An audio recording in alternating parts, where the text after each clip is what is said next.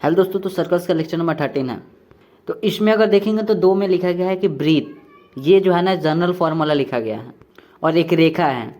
ठीक है, तो पहले बात सुनिए, पिछले लेक्चर में आपको क्या बताया गया था, जो लास्ट लेक्चर में लेक्चर 12 में आपको ये बताया गया था कि सर्कल अगर ये वाला दिया गया है और ये वाला लाइन है तो जीवा क्या होगी, कॉर्ड, टेंजेंट लाइन क्या होगा, और अगर बात करें कि ना ही कॉर्ड है और ना ही टेंजेंट लाइन है तो उसका क्या होगा। ये 3 रिजल्ट आपको बताया गया था, पर हम ये नहीं बोले थे कि जो ये 3 रिजल्ट है ना वो इसके लिए है। ध्यान रखिएगा इस बात को, जो इक्वेशन आपको इस रूप में दिखेगा है ना, ब्रीथ का जो भी इक्वेशन आपको इस रूप में मिलेगा x² + y² = a², तो आप उसके लिए इसका यूज कर सकते हैं। समझ रहे बात को, कर सकते नहीं, इसका यूज ही कीजिएगा। पर ऐसा आप समझिए ना कि क्या सब जगह ऐसा ही आपको देखने को मिलेगा। मतलब हम बता रहे हैं ये वाला जनरल फॉर्म का अगर हम लोग देख लेंगे तब तो सबका कर डालेंगे। जैसे जनरल फॉर्म का है x² + y² + 2gx + 2fy + c = 0।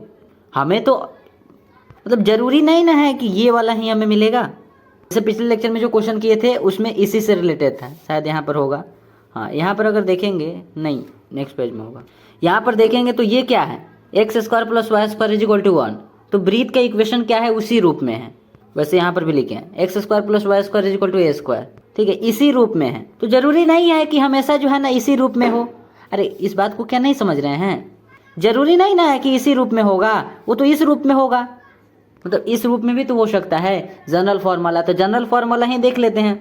ये हो गया एक स्पेशल टाइप कि अगर इस टाइप से अगर सर्कल रहेगा, सर्कल का इक्वेशन होगा तो जीवा के लिए इसका यूज कर देंगे और टेंजेंट लाइन के लिए इसका यूज कर देंगे, और ना ही जीवा और ना ही टेंजेंट लाइन होगा तो इसका यूज कर देंगे। ठीक है, तो इस बात को आप याद रखिएगा। ठीक है, तो अब जनरल फॉर्म का देख लेते हैं। तो यहाँ पर देखेंगे तो क्या लिखा गया है, यहाँ पर देखेंगे तो सर्कल जो है ना उसी टाइप से है, पर यहाँ पर देखिए सर्कल क्या है, x² + y² + 2gx + 2fy + c = 0। ठीक है, अब ये आपका सर्कल है, आपसे हम पूछ रहे हैं, और ये जो है ना आपका लाइन है।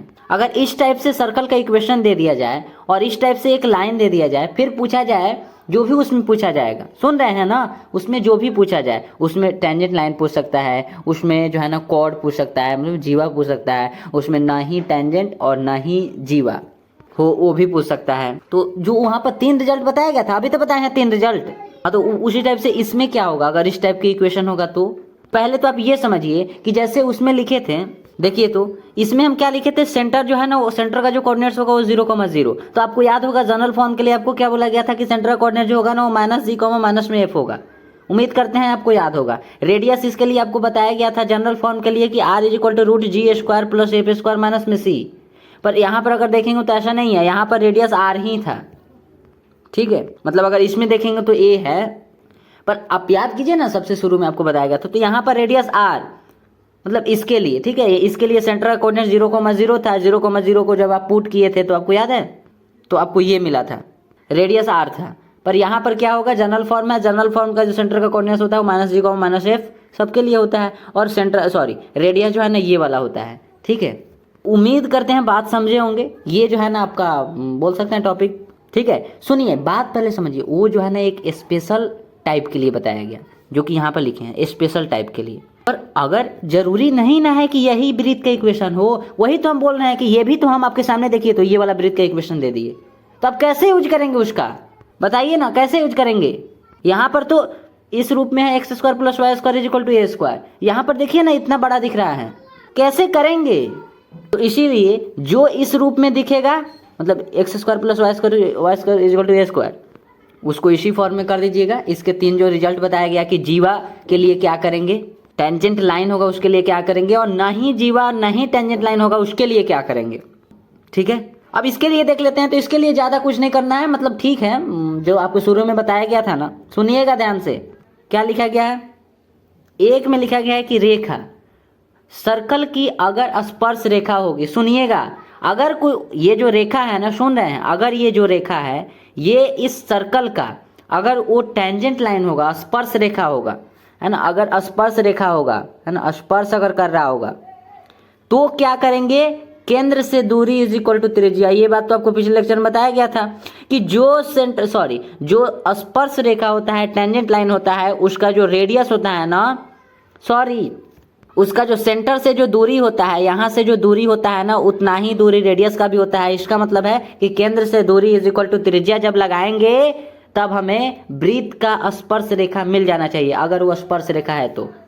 ठीक है, एक बार इसको देख लीजिए। यहाँ पर बताए थे कि जीवा कब होगा, है ना, कॉर्ड कब होगा, जब सी पी जो होगा ना वो आर से छोटा होगा। मतलब रेडियस से अगर दूरी छोटी है, जैसे ये वाला जो है ना ये जीवा है, और जीवा है यहाँ से सेंटर से अगर देखेंगे लेंथ तो सेंटर से अगर दूरी देखेंगे तो ये क्या हो जाएगा, रेडियस से छोटा हो जाएगा। क्योंकि यहाँ पर देखेंगे तो रेडियस यहाँ से लेकर यहाँ तक का, रेडियस का डिस्टेंस यहाँ से यहाँ तक है, पर अगर देखेंगे तो जो ये जीवा है, जीवा का डिस्टेंस यहाँ तक है, मतलब छोटा हो गया। सीपी जो है ना वो छोटा हो गया, सी से पी तक का जो डिस्टेंस है वो आर से छोटा हो गया। ठीक है, इसी टाइप से आपको इसके लिए बताया गया कि अगर कोई स्पर्श रेखा है, और इस बात को आप हमेशा याद रखिएगा कि अगर कोई स्पर्श रेखा है, अगर कोई टेंजेंट लाइन है, तो उसका जो होगा ना, उसका जितना दूरी होगा सेंटर से यहाँ तक ना, यही ना स्पर्श रेखा है ये वाला, हाँ, तो सेंटर से यहाँ तक का जितना दूरी होगा उतना ही रेडियस का भी दूरी होगा, यानी CP is equal to R. और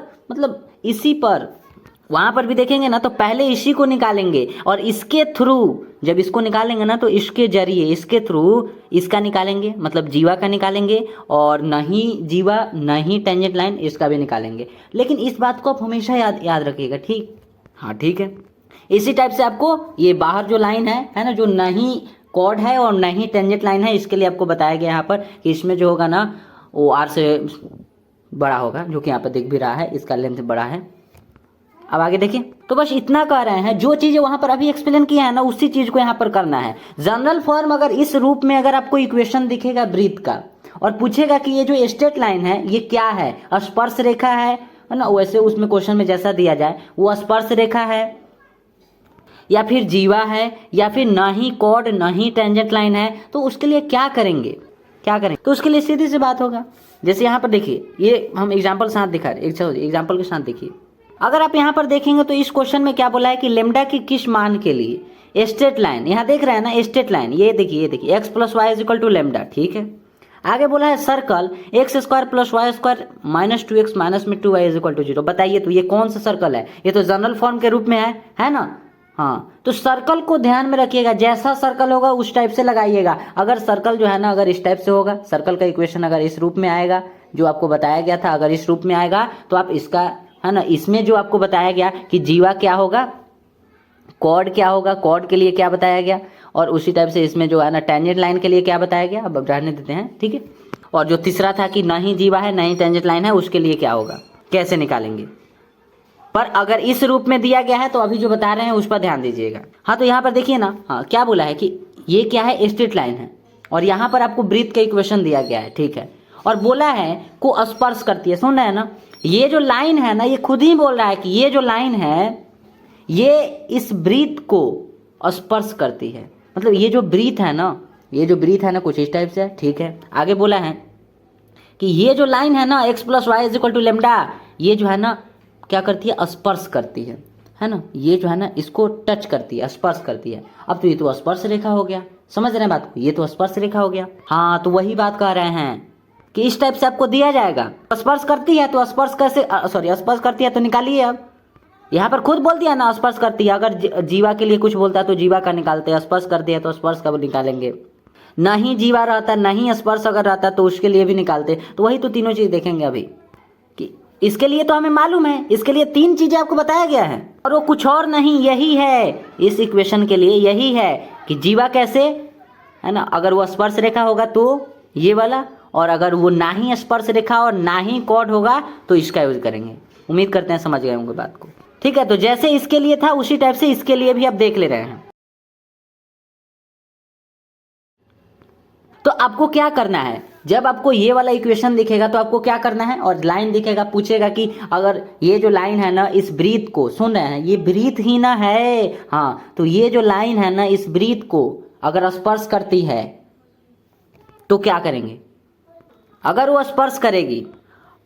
स्पर्श करेगी, ये वाला जो है ना इस टाइप से है, और ये जो लाइन है ना, अगर इसको ये स्पर्श करती है, ठीक है, तो स्पर्श करती है तो आपको पहले ही तो बता दिए हैं कि जितना डिस्टेंस रेडियस का होता है सेंटर से उतना ही डिस्टेंस, ये जो टेंजेंट लाइन है ना इसका भी डिस्टेंस सेंटर से उतना ही होता है। देखिए केवल यहाँ पर नहीं, हमारे बातों को भी सुनिएगा। हाँ, तो उसी का यहाँ पर यूज कर देंगे। बाकी क्या हो, अगर बोलेगा कि वृत्त की स्पर्श रेखा है तो इसके लिए क्या कर देंगे, केंद्र से दूरी इज इक्वल टू रेडियस लगा देंगे। अरे केंद्र से दूरी, किसका केंद्र से दूरी, अरे इसी लाइन का बोल रहा है कि ये जो लाइन है ना इसका केंद्र से दूरी, सेंटर से दूरी है ना, सेंटर से दूरी जैसे आपको बताए हैं उस रूप में कि C P is equal to centre से दूरी, तो सी से पी तक का दूरी इज इक्वल टू आर। ठीक है, इसको इधर कर दे रहे हैं। ठीक है, ये बात समझ गए ना। हाँ, तो इसका यूज यहाँ पर कर लेंगे। जब बोलेगा कि रेखा जो है ना स्पर्श रेखा है, कोई वृत्त है, ये वृत्त है ना, हाँ, तो ये जो वृत्त है और बोल रहा है कि ये जो लाइन है ना इसको स्पर्श करती है, तो स्पर्श करेगी तो क्या करेंगे, टेंजेंट लाइन के लिए क्या करेंगे, केंद्र से दूरी इज इक्वल टू त्रिज्या लगा देंगे। अरे टेंजेंट लाइन क्या होता है, टेंजेंट लाइन के लिए आपको बोले हैं ना, अभी तो बोले हैं टेंजेंट लाइन का कैसे निकालेंगे, तो रेडियस जितना होगा, रेडियस जितना होगा उतना ही क्या होगा, ये जो टेंजेंट लाइन है इसका सेंटर से जितना दूरी होगा, ये सेंटर है ना, सेंटर से जितना दूरी होगा, तो इसीलिए तो C P is equal to R. तो वही तो यहाँ पर लिखे हैं कि केंद्र से दूरी इज इक्वल टू त्रिज्या, है ना।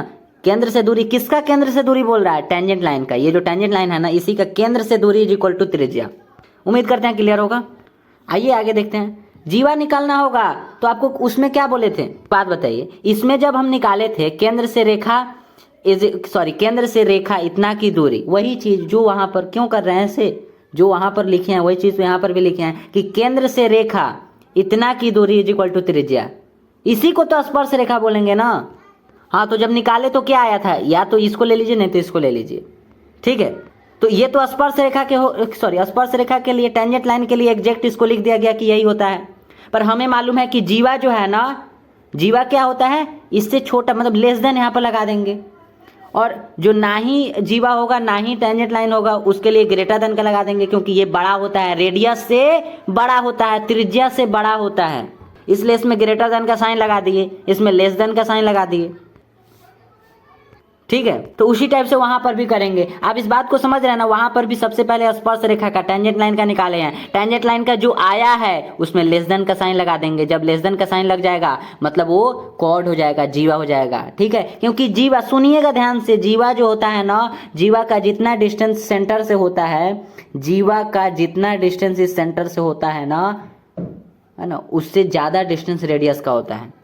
ठीक है, तो उसी टाइप से वहां पर भी लगा दे रहे हैं। सबसे पहले क्या करेंगे, अगर वृत्त की स्पर्श रेखा होगी तो केंद्र से दूरी पता करेंगे, मतलब केंद्र से दूरी इज इक्वल टू त्रिज्या कर देंगे। जब ये कर देंगे, केंद्र से दूरी इज इक्वल टू त्रिज्या करेंगे तो क्या मिलता है हमें, केंद्र से दूरी इज इक्वल टू त्रिज्या से हमें क्या पता चलता है, वो स्पर्श रेखा पता चलता है कि वो स्पर्श रेखा है या नहीं।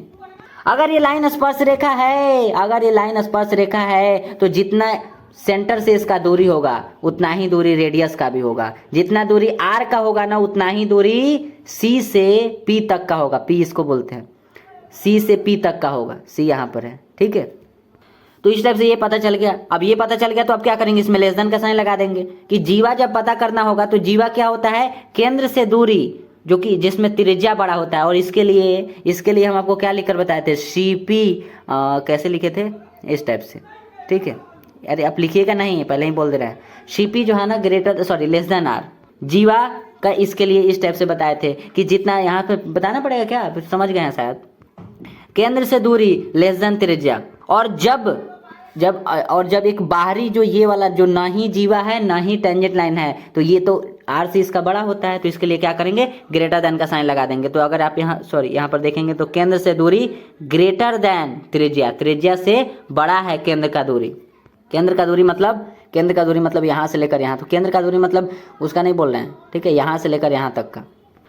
ठीक है, तो हमें तो लगता है कि इजी लगा होगा, लेकिन आप पहली बार देख रहे हैं, कोई बात नहीं। एग्जाम्पल करते हैं।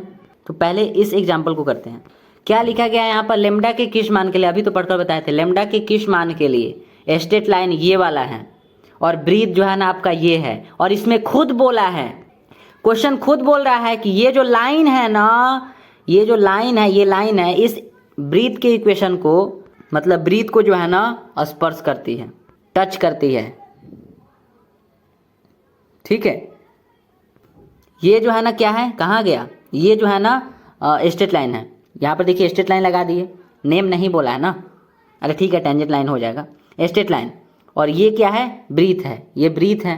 अब ये जो है ना इसमें खुद देखिए यहाँ पर स्पर्श करती है, तो स्पर्श करा दिए ना, स्पर्श करा दिए, इसका मतलब क्या हो गया कि ये टेंजेंट लाइन हो गया। अब टेंजेंट लाइन के लिए आपको अभी क्या बोले हैं, टेंजेंट लाइन के लिए आप क्या करेंगे, टेंजेंट लाइन होने के लिए सेंटर से दूरी is equal to radius, centre से दूरी is equal to radius. Tangent line होने के लिए सेंटर से दूरी इज इक्वल टू जितना दूरी आर का होगा उतना ही, जितना दूरी आर का होगा उतना ही, यहाँ पर इसके लिए तो सीपी ही बोलेंगे, ठीक है। तो उसी चीज़ को तो यहाँ पर लिखा गया, एक बार तू खुद से तो थोड़ा पढ़िए कि टेंजेंट लाइन होने के लिए क्या होना पड़ेगा, सेंटर से जितना दूरी होगा, सेंटर से जितना दूरी, सेंटर ये है, सेंटर से जितना दूरी उतना ही रेडियस अगर होगा तो, मतलब होने के लिए, इसीलिए तो लिखा है टेंजेंट लाइन होने के लिए सेंटर से दूरी इज इक्वल टू त्रिज्या होना पड़ेगा। और ये बात आप जानते हैं जैसे C P is equal to R से, ठीक है, इक्वल होता है, इसमें त्रिज्या जितना होता है उतना ही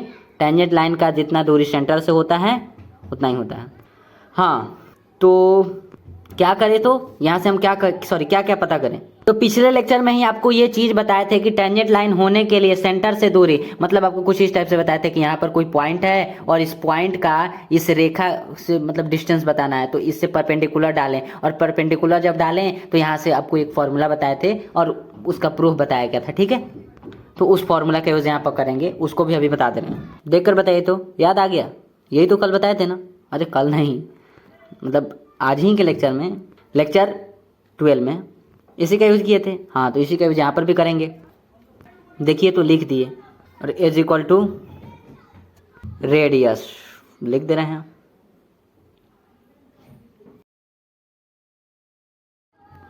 तो पहले आप ये सोचिए कि यहाँ पर बोला है c, मतलब आपको c चाहिए, यहाँ पर बोला है y1, यहाँ पर बोला है x1, आपको क्या बोले थे, सेंटर के कोऑर्डिनेट, सुनिएगा सेंटर के कोऑर्डिनेट्स को ही x1 y1 बोलते हैं, x1 y1।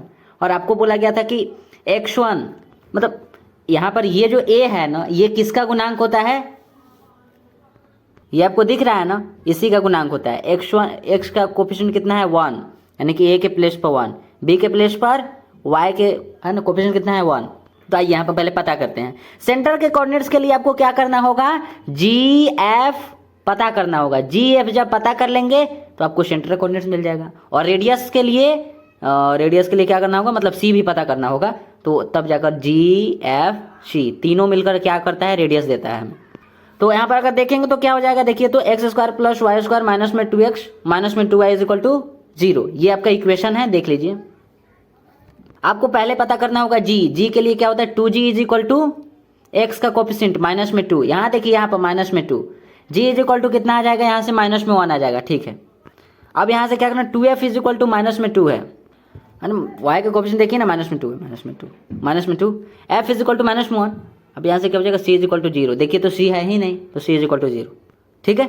अब यहाँ से अगर देखेंगे तो ये g जो है ना -1 आया और f जो है ना -1 आया। अब यहाँ पर क्या होता है, माइनस जी कॉमा माइनस में f होता है, ये सब नहीं लिखिएगा, ठीक है, माइनस में जी कॉमा माइनस में f, तो माइनस में g, अब माइनस तो इसमें खुद ही है, तो मतलब माइनस माइनस प्लस हो जाएगा, तो 1, f इज इक्वल टू -1 है, खुद इसमें बोला है कि हम -1 खुद ही है पहले से, माइनस माइनस प्लस यानी कि 1 हो गया।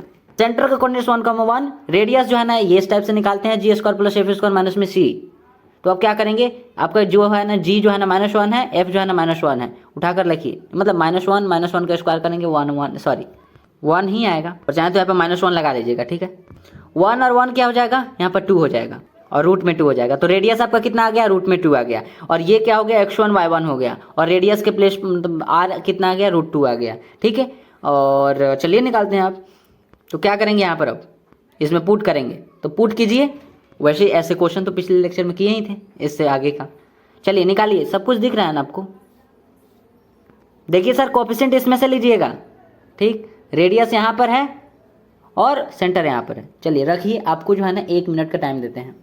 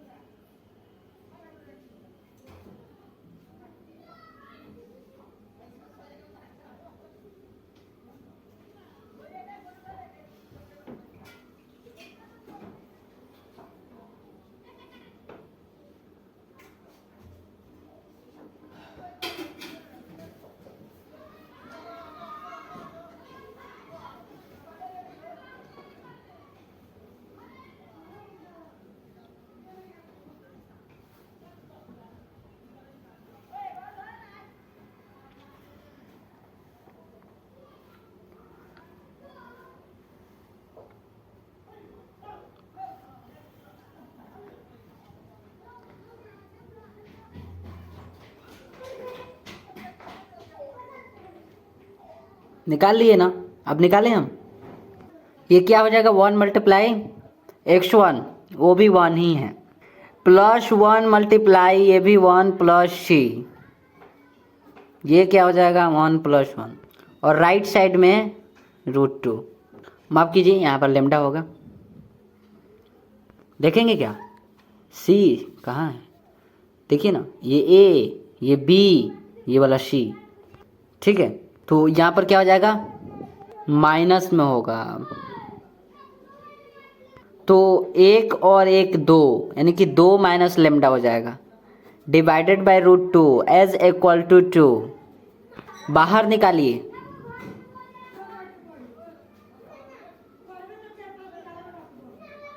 ठीक है। यहां से सही है ना, एक बार प्लस में ले लीजिए, एक बार माइनस में ले लीजिए, ठीक है। कैसे, ऐसे बना देते हैं। यहाँ पर क्या हो जाएगा, 2 minus lambda is equal to 2, तो यहाँ से लेमडा इज इक्वल टू 0 आ जाएगा।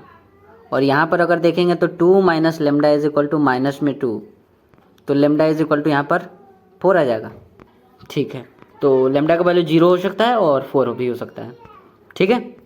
चलिए देखते हैं आगे, क्वेश्चन पढ़िए।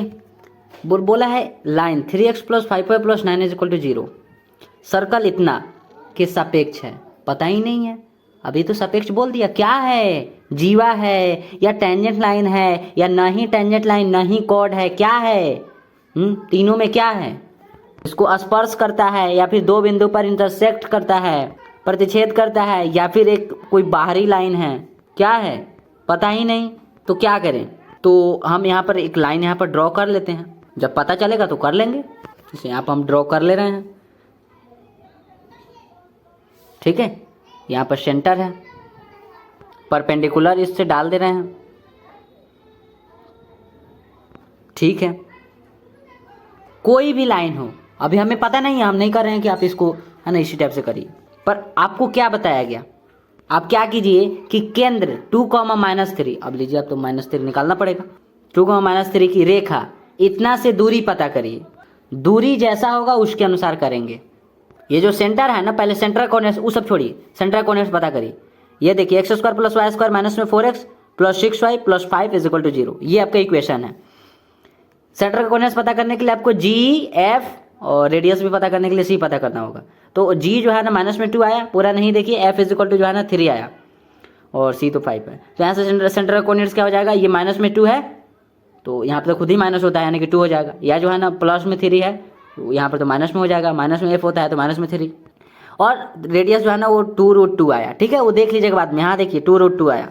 अब हमें आप बस इतना करके बता दीजिए, यहाँ पर x1 y1 मालूम है, इसमें रख दीजिए, ठीक है। अब फिर चलिए रखते हैं, यहाँ पर a बोला है, b बोला है, तो स्ट्रेट लाइन देखिए, स्ट्रेट लाइन में a 3 है, b जो है ना 5 है, तो यहाँ पर क्या हो जाएगा 3 इंटू x1 2, b 5 बोले हैं अभी, y1 देखिए -3 प्लस c कितना है, स्ट्रेट लाइन देखिए कहाँ पर है, 9 divided by √a² plus b², a अभी देखेंगे ऊपर ही लिखे हैं, 3 5 है b, मतलब a 3 5 जो है ना b है, तो 3 का स्क्वायर प्लस 5 का स्क्वायर, ठीक है।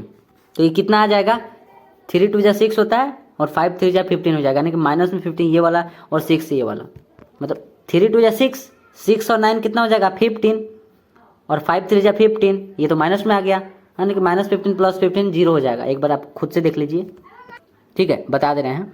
6 - 15 + 15, सॉरी 9 था, और डिवाइडेड बाय रूट कितना था, 3 3 जा 9 + 25, शायद इसी टाइप से था 25। अब कुछ भी हो, अब यहाँ से मॉड लगा दे रहे हैं, पर बाहर क्या निकलेगा, 0 निकलेगा। देख लीजिए ना, 9 और 6 15 हो जाएगा, 15 - 15 0। अब सोचिए कि CP जो है ना वो 0 आ गया। इसमें जो बोला है ना इस लाइन का, ये लाइन क्या है सुनिएगा ध्यान से, बहुत इंपॉर्टेंट पॉइंट। ये जो लाइन है ना, इस लाइन के लिए पूछा है कि ये ब्रीथ के सापेक्ष है, क्या है, कौन सा लाइन है। तो इसको जो है ना इस रूप में मानकर हम जो है ना यहाँ पर कुछ नहीं किए हैं, रेडियस के यहाँ पर इक्वल नहीं किया गया है, आपको पहले ही बोले हैं, यहाँ पर कुछ बोला नहीं है, इसलिए आप रेडियस के इक्वल नहीं करेंगे। यहाँ पर बस हम क्या किए हैं कि बस डिस्टेंस पता किए हैं, है ना। केंद्र का हमें मालूम चला था, यहाँ पर 2, -3 जो है ना केंद्र का कोऑर्डिनेट है, और रेखा हमें पता ही है, ठीक है। और ये वाला चीज़ तो आपको पहले ही पता है कि एक पॉइंट है ऊपर, और पॉइंट यहाँ पर एक रेखा है, और अगर हमें जो है ना इस पॉइंट का डिस्टेंस पता करना होगा तो हम यहाँ पर एक लंब डाल देंगे और इस फॉर्मूला का यूज़ कर देंगे, तो हमें जो है ना डिस्टेंस पता चल जाएगा। वही काम तो यहाँ पर भी है। सेंटर का कोऑर्डिनेट्स हमें मालूम है ना, सेंटर का कोऑर्डिनेट्स हमें मालूम है 2, -3, और यहाँ पर जो है ना एक लाइन है। अब यहाँ से डिस्टेंस पता करना था, तो क्यों नहीं ऐसे कर सकते हैं, सेम टू सेम इसी के जैसा। अब पता चला कि ये जो डिस्टेंस है ना वो 0 आया, मतलब ये जो डिस्टेंस है ना यहाँ से लेकर यहाँ तक का, ये 0 आया। तो तुम इसका मतलब है कि एक्चुअल में ये लाइन नहीं है, 0 आया मतलब सेंटर पर ही लाइन है। सुन रहे हैं? अरे आप खुद सोचिए ना कि सेंटर से हम डिस्टेंस पता कर रहे हैं, और जब यहाँ पर सेंटर से डिस्टेंस पता कर रहे हैं तो डिस्टेंस जो है ना 0 आया, तो 0 डिस्टेंस मतलब सेंटर पर ही होगा लाइन। अरे ये C है और ये P है, तो CP = कितना आया है ये हमें बताइए। 0 आया है। ये C है, ये P है, इन दोनों का डिस्टेंस, मतलब दोनों का नहीं, मतलब C से P तक का डिस्टेंस पता किए हैं, तो 0 आया है। अरे तो 0 आया है, इसका मतलब क्या है, इसका मतलब है कि ये जो लाइन है ना ये एक्चुअल में जो है ना इस पर है, मतलब सेंटर पर ही लाइन है, मतलब व्यास है, डायमीटर है, बनाए यहाँ पर।